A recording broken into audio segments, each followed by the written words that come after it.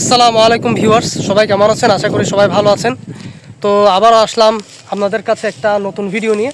তো আজকের ভিডিওটা অন্যান্য ভিডিও থেকে কিছুটা আলাদা হতে যাচ্ছে। আজকের ভিডিওতে আমরা আমাদের গ্রামের বাড়ির রাস্তার পাশের একটা কচু ক্ষেত দেখাবো।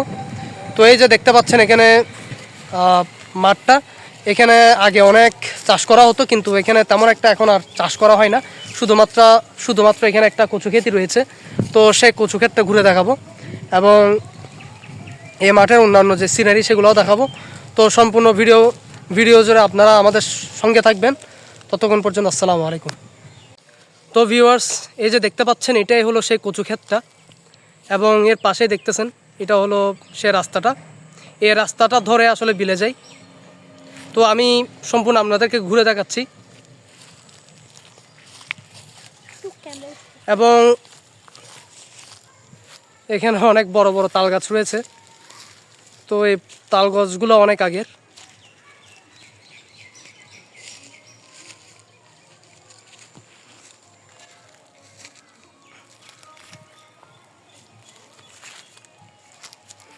এবং এই যে দেখতে পাচ্ছেন এখানে একটা পুকুর ছিল, এটা এখন প্রায় শুকিয়ে গেছে।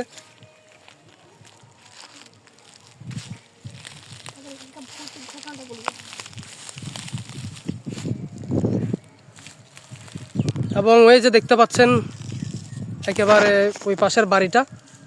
তো ওই বাড়িটাকে কেন্দ্র করে একটা ভৌতিক ঘটনা আছে। তো এই এরিয়াটা অনেকটা হন্টেড মানুষের কাছে। তো সে ঘটনা না হয় পরে বলবো, অন্য কোনো ভিডিওতে বলবো। তো আপাতত আপনাদেরকে এই সম্পূর্ণ সিনারিগুলো ঘুরে দেখাই।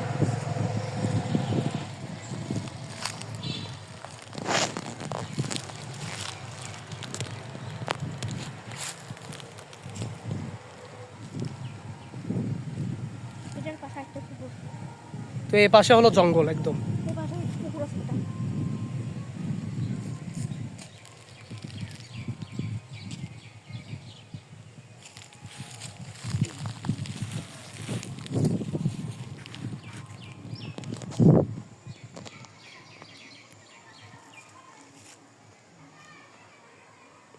তো এখানে অনেক গাছপালা।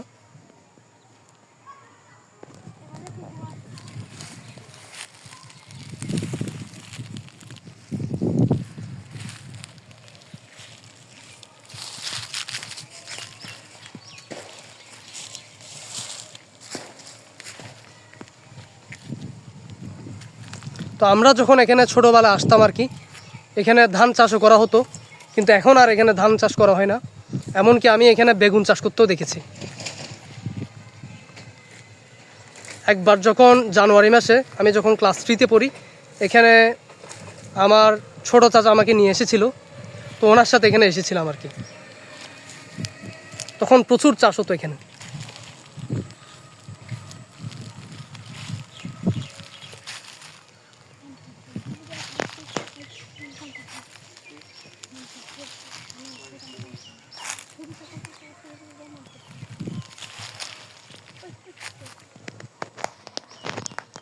তো ভিউয়ার্স, আসলে আমার কচু ক্ষেত খুবই ভালো লাগে।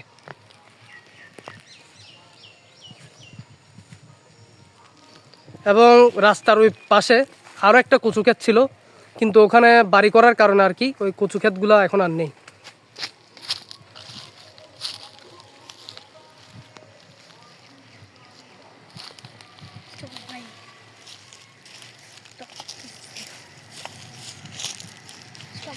আর একটু ওদিক দিয়ে যাই।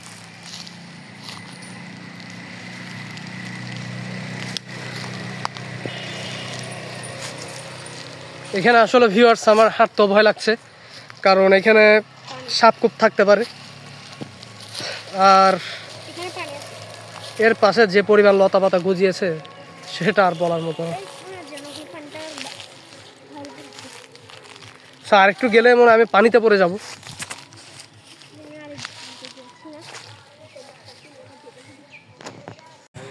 এখন আমি আপনাদেরকে জঙ্গলের ভিতর নিয়ে গিয়ে দেখাবো। তো এর ভিতরে এক পাশে একটা পুকুর আছে। আরে বাপরে, আমার এখানে উঠতে কষ্ট হচ্ছে, এই জায়গাটা একটু উঁচু। আমাকে একটু প্লিজ হেল্প করো বাপ।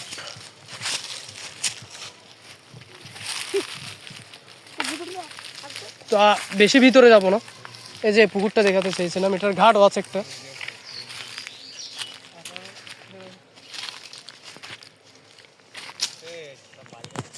তো ওই পাশে নিয়ে গেলে আপনাদেরকে ভালোভাবে দেখানো যেত না, তাই এই পাশ থেকে গেলাম একদম ঝোপঝাড়ের ভিতর দিয়ে। তো এটা ঘাটটা আর কি, একটু জুম করে আপনাদেরকে দেখাচ্ছি।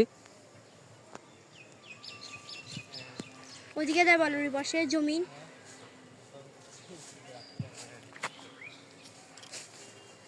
তো আপনারা খেয়াল করতে পাচ্ছেন কিনা জানি না, ওদিক দিয়ে একটা কবর আছে। তো পুকুরের একেবারে এই যে ওই পাশে দেখতে পাচ্ছেন, আমি জুম করেছি, ওটা হলো কবরস্থান, ছোট একটা কবরস্থান। তো কবরস্থান নিয়ে আলাদা একটা ভিডিও বানাবো আমি, একদম পুকুরের পাড়ে একদম কবরস্থানটা। ওইদিকে একটা জমিন জঙ্গলের পাশে। ও তো ওদিক দিয়ে আরো ঘন জঙ্গল।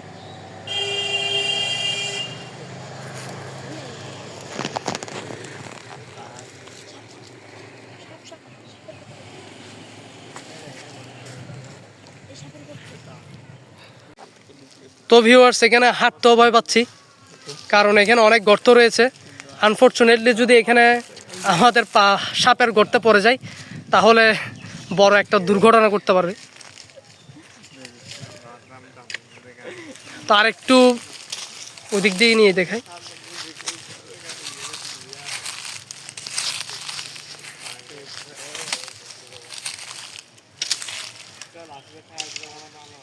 না এখানে গর্ত দিচ্ছে।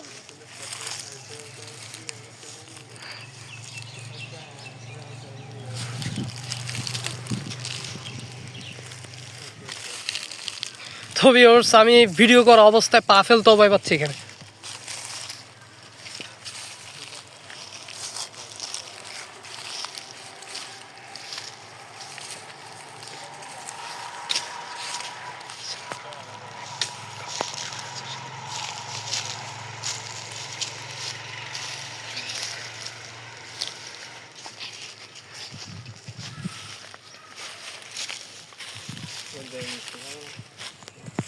ওদিক দিয়ে দেখছেন, এখানে এখনো চাষ হয় ওই জমিটাতে। আমি জুম করে আপনাদেরকে দেখাচ্ছি। তো ওখানে আমি কাছে গিয়ে দেখাতে পারছি না, কারণ ওখানে প্রচুর কাটা। তো ওখানে এখনো চাষ হয়, অনেক আগে থেকে চাষ হয়ে আসছে। এটা এখন মিষ্টি দিচ্ছে।